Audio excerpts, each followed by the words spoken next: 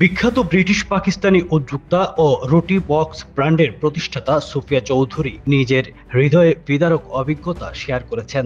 সম্প্রতি ট্রেনে কয়েকজন শিশুর বর্ণবাদী আক্রমণের শিকার হন তিনি।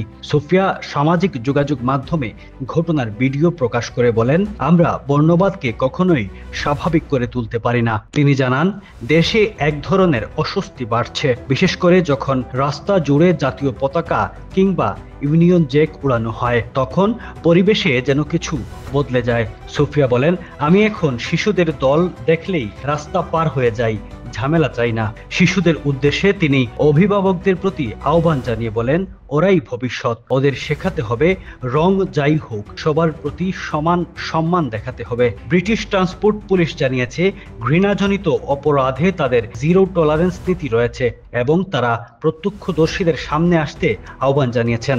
অপরদিকে ট্রান্সপোর্ট ফর লন্ডন বা TfL নিশ্চিত করেছে, ঘটনাটি কেন যথাযথভাবে সামাল দেওয়া হয়নি তা তদন্ত করা হচ্ছে।